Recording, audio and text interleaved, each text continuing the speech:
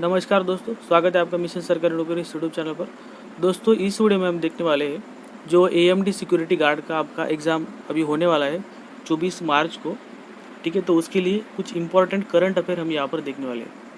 ठीक है, तो करंट अफेयर भी उसमें आने वाला है और उसका अच्छा रोल यहाँ पर रहेगा, तो इसलिए आपको करंट अफेयर अच्छे से कर लेना है। ठीक है, तो देखिए दोस्तों, कुछ यहाँ पर इंपॉर्टेंट जो है वो पॉइंट्स मैंने रखे हैं करंट अफेयर के, जो आपके एग्ज़ाम में डायरेक्ट क्वेश्चन के फॉर्म में आ सकते हैं, तो वही हम यहाँ पर देखने वाले हैं। तो इम्पॉर्टेंट करंट अफेयर है और इसका आपको क्या कर लेना है, नोट्स बना लेना है या फिर आपको इसको रिवाइज कर लेना है एग्ज़ाम से पहले।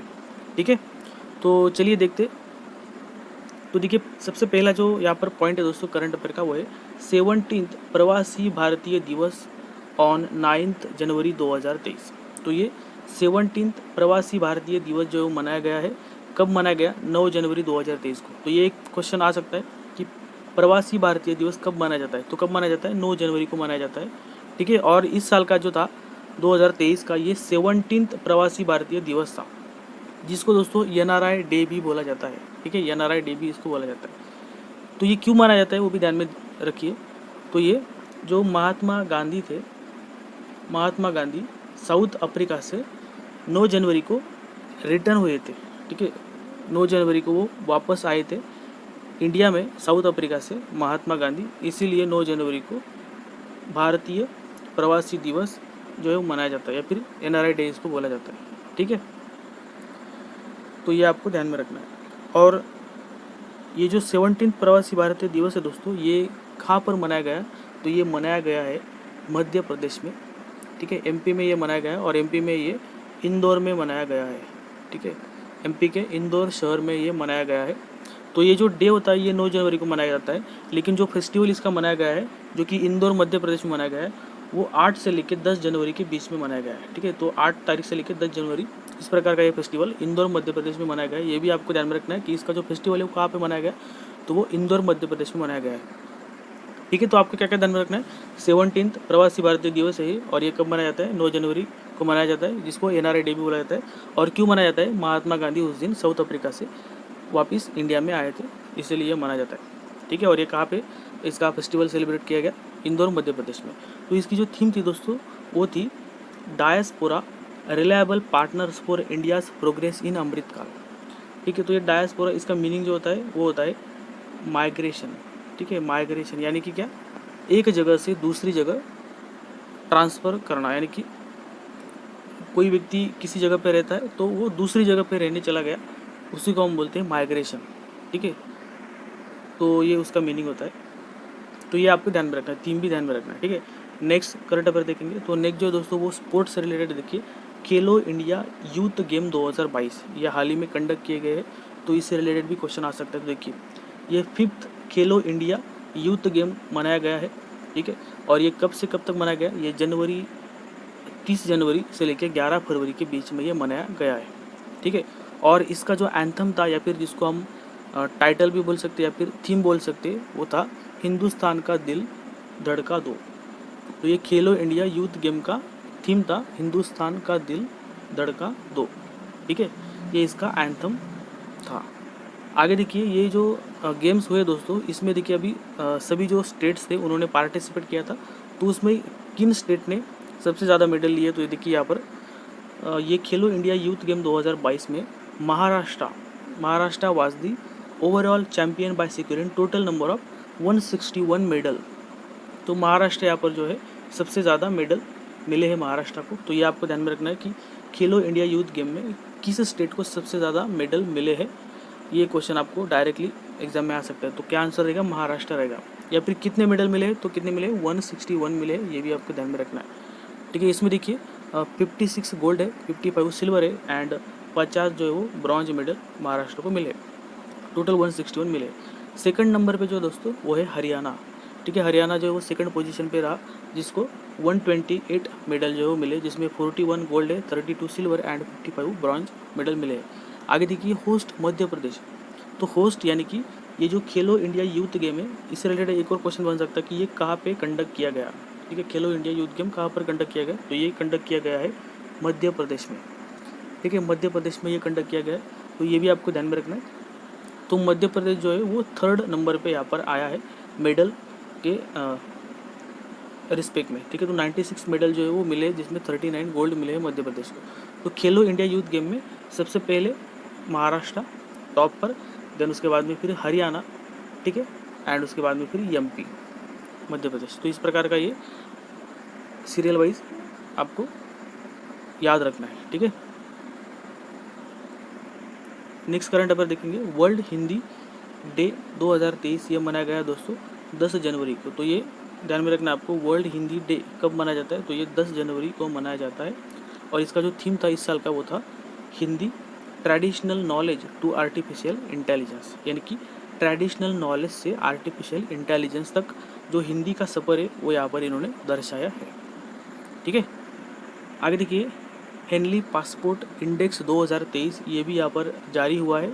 तो ये हेनली पासपोर्ट इंडेक्स जो है दोस्तों, ये पासपोर्ट का जो इंडेक्स रहता है, यानी कि कौन से देश में से सबसे ज़्यादा ट्रैवलिंग हो रहा है, तो उसका ये एक रिपोर्ट रहता है, ठीक है। तो यहाँ पर देखिए फर्स्ट नंबर पे जो है वो जापान आया है और इंडिया का रैंक जो है वो 85 रैंक है। तो इसमें ये 2 क्वेश्चन इंपॉर्टेंट रहेंगे। हेनली पासपोर्ट इंडेक्स जो है, इसमें हेनली पासपोर्ट इंडेक्स में सबसे ऊपर कौन है, तो सबसे ऊपर कौन है, जापान है, ठीक है। और इंडिया का रैंक क्या है, तो इंडिया का रैंक क्या है, 85 ये रैंक है अपने इंडिया का, ठीक है। तो 85 रैंक है इंडिया का, ये आपको ध्यान में रखना है। आगे देखिए, नेशनल यूथ डे ये भी मनाया गया है, 12 जनवरी को ये मनाया जाता है। तो ये भी आपको ध्यान में रखना है, 12 जनवरी को नेशनल यूथ डे।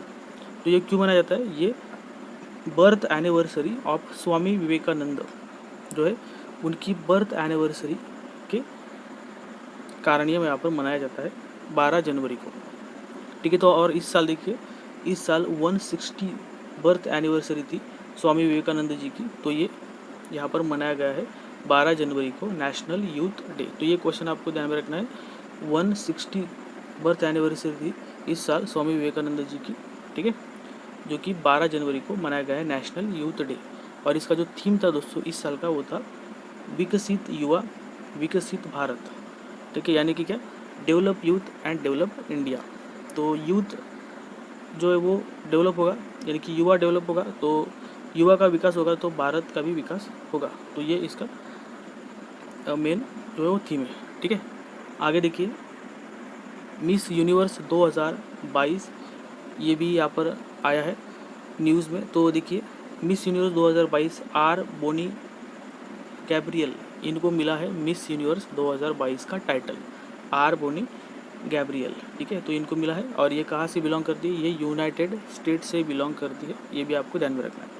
नेक्स्ट देखिए, पराक्रम दिवस 2023 ये मनाया गया है, ये 23 जनवरी को मनाया जाता है पराक्रम दिवस। और ये क्यों मनाया जाता है, ये मनाया जाता है birth anniversary of the Netaji Subhas Chandra Bose, इनकी बर्थ एनिवर्सरी मनाई जाती है 23 जनवरी को। और इस साल 126 बर्थ एनिवर्सरी थी नेताजी सुभाष चंद्र बोस की, ठीक है। तो पराक्रम दिवस 23 जनवरी को मनाया जाता है, ये आपको ध्यान में रखना है। आगे देखिए,